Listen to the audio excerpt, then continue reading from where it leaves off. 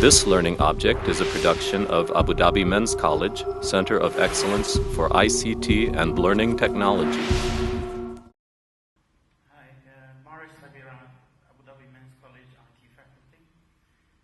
We talk about education without borders. We see a lot of global organization all around the world.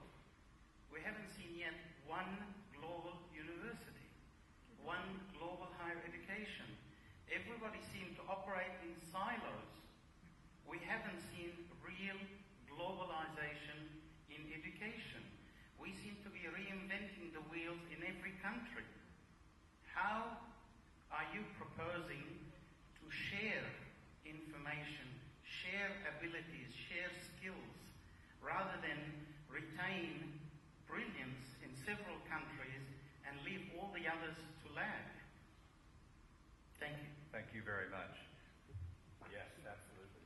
Actually, this country is blessed because you will be host to the first real global university when NYU in Abu Dhabi opens its doors. And that's a new global concept for a university.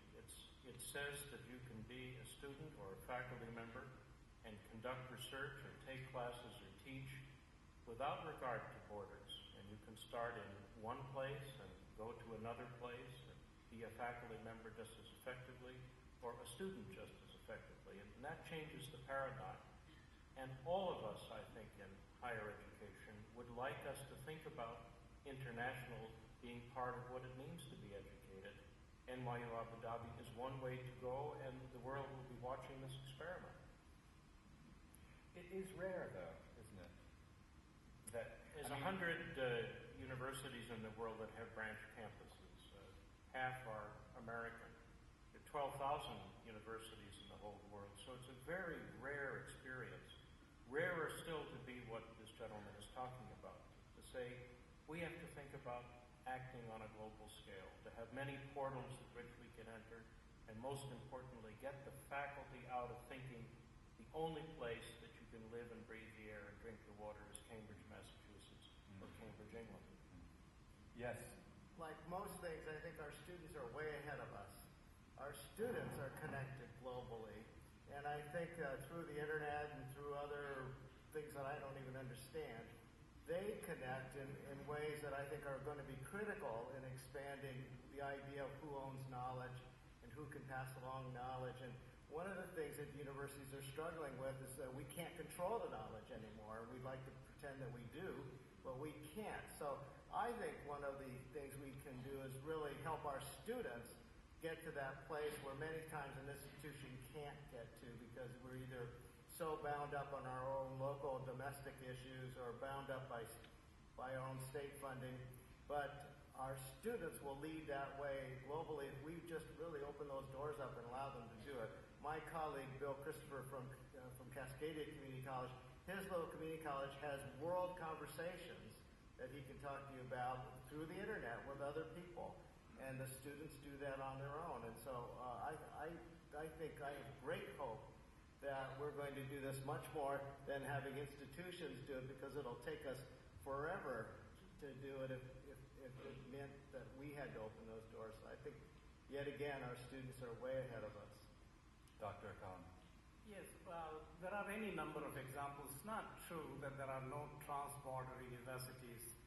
There are indeed several trans-border universities. The UK Open University has students in many, many countries. My own university, of which I was president, has a presence in 30 countries outside India. So there are any number of other experiments that are going on. This trans-border education takes several shapes.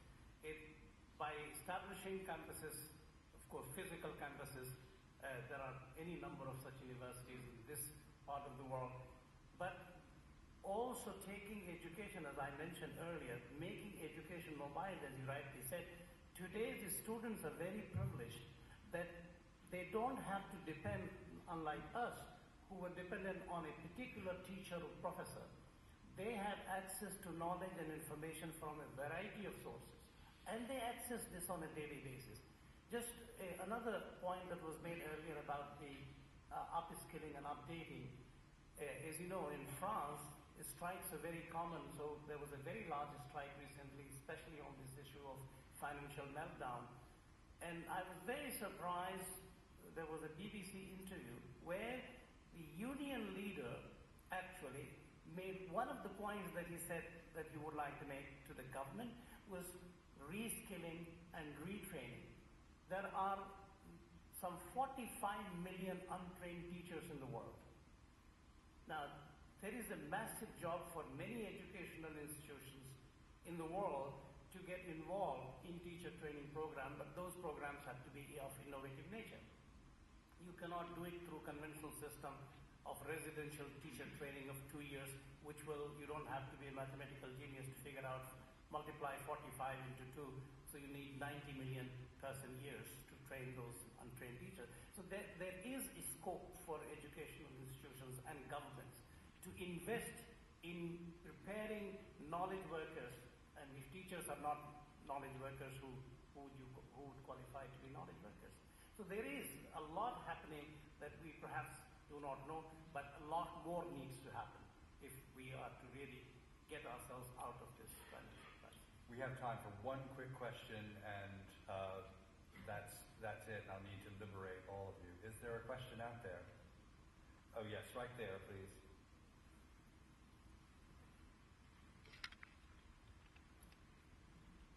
Good afternoon. Munir Al-Hassan from Dubai Men's College, IT faculty.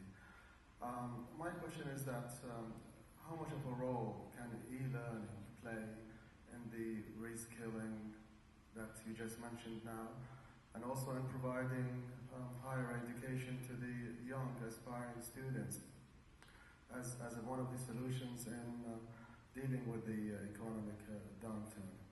Thank you. Thank you. We have time for maybe 2 quick answers. Yes, Charles.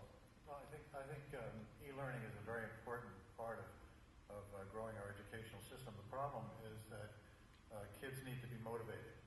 And I remember yesterday the President of India talked about 3 motivational factors: mother, father, and primary education. And those are very important, critical things. But it is up to the teacher, or it's up to whoever is responsible for their early learning, for children's early learning, to ensure that those kids are motivated so they want to go on to the internet and onto a computer and be able to spend the time it takes to be able to do it. Self-learning is not something that's easily mastered. So it's going to take some kind of motivational training and so forth for those people to take advantage of that program. Sure, one more. It was mentioned about silos, and we're trying to, in our state, push a K-16 alliance. Oftentimes we talk too much about higher ed and, of course, public education as if they're 2 separate entities. Important thing is to try and triage those kids from their sophomore, junior, senior years in high school to think, prepare, make sure they get on campuses prepared to do college work, and that they persist toward that degree and to getting their college education. So not K-12, not higher education, but K-16. Thank you. One of the interesting things out of this discussion, from my vantage point, is we came here to talk about money, and yet one of the things that comes out of this discussion is that it's not all about money. And in fact, we're all being forced to do some new thinking, and which in the end, when we do come out of this, will be a help to us, a help to the UAE, a help to the world. And I would like to thank our hosts for inviting such a distinguished group of people here to answer our questions. Thank you very much.